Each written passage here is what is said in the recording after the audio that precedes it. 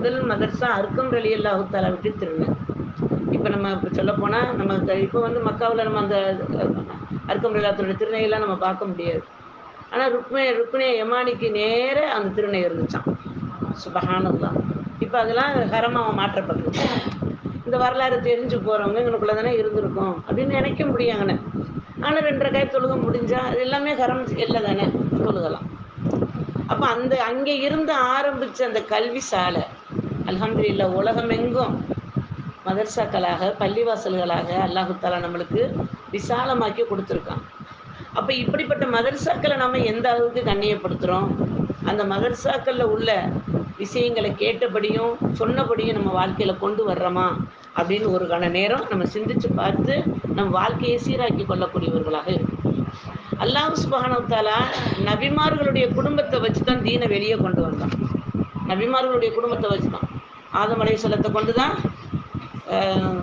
ஹாபில் வந்தாங்க. அதில் ஒருத்தர் அல்லாஹ் தஆலா ஈமானை கொண்டு எல்லா அல்லாஹ் தஆலா சீதா அலைஹிஸ்ஸலாத்துல இருந்து இத்ரீஸ் அலைஹிஸ்ஸலாம் அப்படியே வந்து நபிமார்களுடைய அந்த குடும்பம் இப்படியே வந்து நம்ம கண்மணி நாயகம் ரசூல் ஸல்லல்லாஹு அலைஹி வஸல்லத்துடைய அஹ்ல பைத் குடும்பத்தில் தான் நம்ம தீனை கொண்டாந்து அல்லாஹ் தஆலா ஒட்டு மொத்தமாக ஒப்படைச்சிருக்கான். அந்த ஒப்படைச்சது யார்கிட்ட வந்திருக்கு? அவங்களுடைய உம்மத்து ரசூல் ஸல்லல்லாஹு அலைஹி வஸல்லத்துடைய உம்மத்தில் தான் அனைத்து தீனையும் அல்லாஹ் தஆலா அமானிதமாக கொடுத்துருக்கான். அந்த தீன் எங்கே இருந்து ஆரம்பிக்கும்? நம்மளுக்கு எல்லாருக்குமே தெரியும், மதர்சாவில் தான் இருந்து தீன் ஆரம்பிக்கும் தெரியும். ஆனால் அந்த மதர்சா கல்வியை பிள்ளைகளுக்கு நம்ம எந்த அளவுக்கு நம்ம கொடுத்துருக்கோம். அதாவது இப்போ என்னுடைய ஏஜில் இருக்கிறவங்கெல்லாம் கொடுத்து முடிச்சாச்சுன்னு சொல்லுவோம். அதன்படி அந்த பிள்ளைங்க வாழ்கிறாங்களா அப்படின்னு ஒரு கணம் நம்ம சிந்திச்சு பார்க்கணும்ல. இப்போ உள்ள இளைய தலைமுறைகளுக்கு காலை மதர்சாங்கிறது இல்லை. ஏன்னா காலையில் இப்போ என்ன ஸ்கூலு, சாயந்தரமான டியூஷன், அந்த இடைப்பட்ட நேரத்தில் ஒரு அரை மணி நேரம் 1 மணி நேரம் மதர்சா. அந்த மதர்சாவிலேயே நம்ம 1 வருஷத்துக்குள்ளேயே எல்லாம் கற்றுக்கிறோம் அப்படிங்கிற அந்த ஒரு நிலைமை எல்லாம் பாதுகாக்கணும்.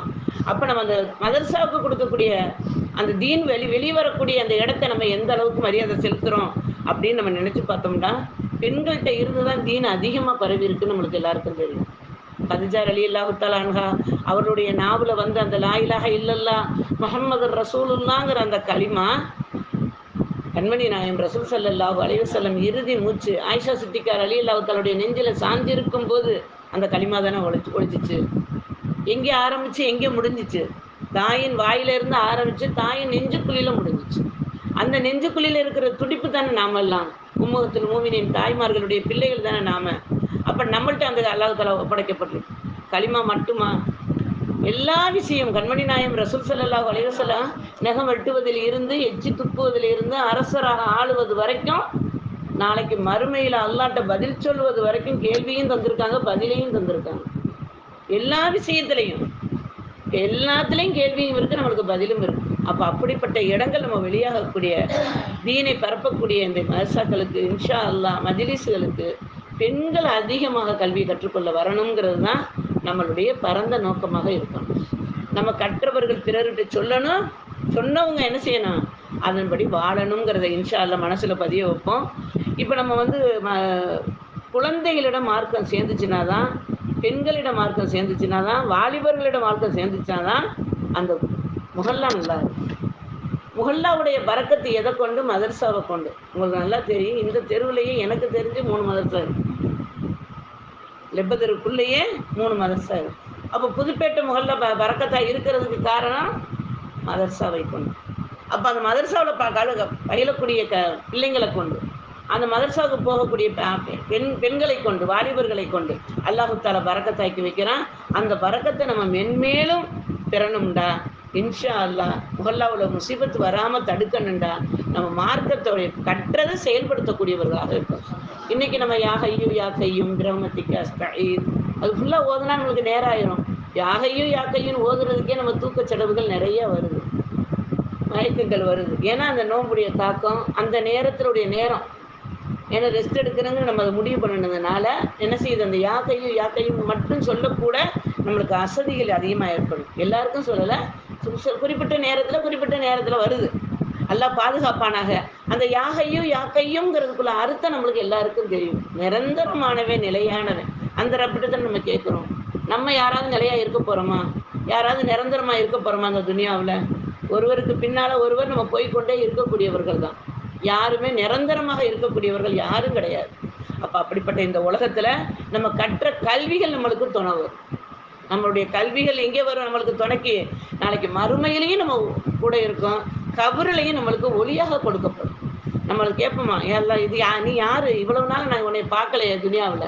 அப்ப அந்த துணை சொல்லுமா, "நாங்க நீ உலகத்துல எனக்கு கல்வி கற்றையில, அந்த கல்வியை பிறருக்கு பரப்புனையில, அதன்படி வாழ்ந்தையில அவங்க தான் நான் உங்களுக்கு துணையாக அல்ல எங்களா உருவம் கொடுத்து அனுப்பியிருக்கான்."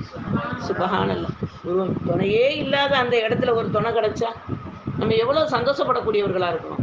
அப்ப அது நம்மளுக்கு கிடைப்பதற்கு வழிமுறை நம்மளுடைய கல்வியில தான் இருக்கு. நான் இனிமே கத்து நான் என்ன செய்ய போறேன் அப்படின்னு நம்ம நினைச்சு நம்ம என்ன செஞ்சிடக்கூடாது, பின்வாங்கக்கூடியவர்களாக இருக்கக்கூடாது. அபுல் ஹசன் கற்கனி ரஹமத்துல்லாஹி அலைஹி இவங்க நிறைய கராமத்துகள் செய்யக்கூடிய ஒரு இறைநேசர். அதாவது சின்ன பிள்ளையா விளையாடுறவங்க, அந்த பிள்ளைங்களுக்கு சாக்லேட் கொடுக்கறதுக்காக வேண்டி சின்ன சின்ன கற்களை திறக்கி அல்லாட்ட துவா செஞ்சு, அப்படி ஆளுகள்லாம் இப்போ நம்ம கூட இருந்தால் ரொம்ப நல்லா இருக்கும். அதை சாக்லேட்டாக எல்லாம் தந்து, மிட்டாயாக தந்து அந்த பிள்ளைகளுக்கு கொடுத்து சந்தோஷப்படுத்தி அதை இவங்க மகிழ்ச்சி அடையக்கூடியவங்களாக இருந்தாங்க. அப்படிப்பட்டவங்க கிராமத்து நிறைய ஆனால் அவங்க வீட்டில் அவங்களுக்கு அந்த மதிப்பு கிடையாது. அவங்க வீட்டுடைய பெண்ணிட்ட அவங்க மனைவிட்ட அந்த மதிப்பு கிடையாது. நீங்கள் என்ன இதுக்கு தான் லாயக்கு அப்படிங்கிறது மாதிரி அவங்களுடைய மனைவிட்ட இருந்தாங்க.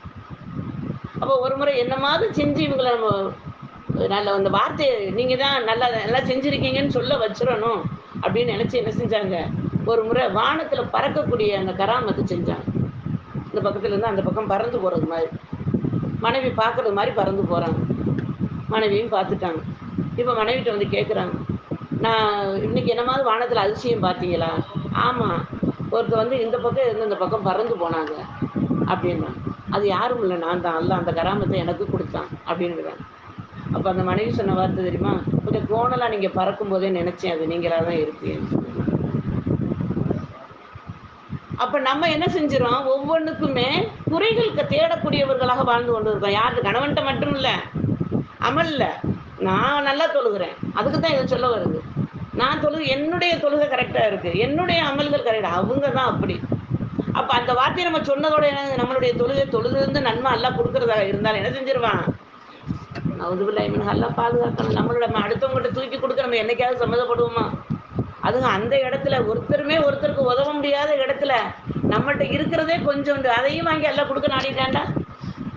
அப்போ நம்ம குறைகளை தேடி நம்ம தெரியக்கூடாது. நமக்கு குறையாக இருக்கக்கூடியவர்களை கூட நம்ம கடுமையாக சொல்லக்கூடாது. ஏன் இந்த மாதிரி பண்ணிட்டு சொல்லுறீங்க, இந்த மாதிரி ஏன் ஓதுறீங்க, எல்லாம் அவங்களுக்கு அதை தான் நாடி இருக்கான்.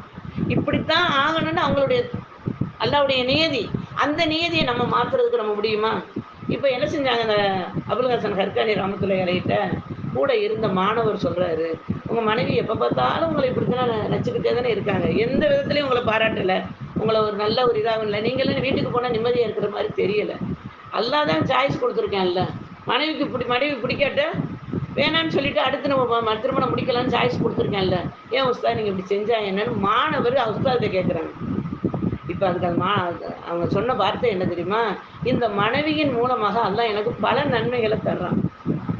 காட்டு வழிய போகையில கூட சிங்கம் அவங்க சொல்ல கேட்கும், அங்கிட்டு போ அப்படின்ட்டா போயிருமா. அப்போ அவங்க சொன்னாங்களாம், சிங்கமெல்லாம் என் சொல்லு கேட்கறதுக்கு என்ன காரணம் தெரியுமா, என் மனைவி தான். என் மனைவிக்கு செய்யக்கூடிய அந்த இதை நான் பொறுமையாக நான் இருக்கிறதுனால அல்லாஹ் தஆலா அவனுடைய படைப்புகளை எனக்கு வசப்படுத்தி கொடுக்குறான் அப்படின்னு அவங்க என்ன செஞ்சாங்களா, அந்த மாணவர்கிட்ட சொன்னாங்களாம். சுப்ஹானல்லாஹ். இன்னைக்கு நாம யாருக்கு பயப்படுறோம், யாரு கூட நம்ம சொல்ல யாரு கேட்குறா, நம்ம அடுத்து சொல்லுவோம், என் சொல்ல யாருமே கேட்க மாட்டாங்க, என் புள்ள கேட்குதுல்ல, என் குடும்பத்தார் கேட்குறாங்கல்ல. அல்ஹம்துலில்லாஹ். நம்ம அல்லாஹ்வின் சொல்ல நம்ம கேட்டுட்டோம்டா, நம்ம சொல்ல என்ன செய்வாங்க, அனைவரும் கேட்கக்கூடிய வாய்ப்பை அல்லாஹ் தஆலா நம்மளுக்கு தருவான். அப்படிங்கிற அந்த எண்ணத்தோட நம்மளுடைய மார்க்கப்பற்ற வளர்த்துக் கொள்வதற்குரிய வழிமுறைகளான அருள்மறை திருமறை கூறக்கூடிய ஒரு 15, அதாவது எல்லா உபதேசமும் நிறைய சொல்லுது. குர்ஆன் சொல்லாத உபதேசம் எதுவும் கிடையாது. குர்ஆன் அதிகமாக நம்மளுக்கு உபதேசம் செய்யும். அல்லாஹ் தஆலாவே சொல்லுவோம், படிப்பினை பெறவில்லையா, நீங்கள் அதை காணவில்லையா, அல்லாஹ் கொஸ்டின் ஆன்சரே நிறைய கேட்டிருப்பான் அதில். குர்ஆன்ல நம்ம தர்ஜுமா படிக்கிறவங்களுக்கு அதில் உள்ள விளக்கம் தெரியும். அப்போ அந்த குர்ஆன் என்ன செய்யும், நம்மளுக்கு 15 உபதேசங்கள் நம்மளுக்கு சொல்லுது. முதல் சொல்கிற உபதேசம் என்ன தெரியுமா, குர்ஆன் கூறக்கூடிய உபதேசம், மன்னித்து விடு.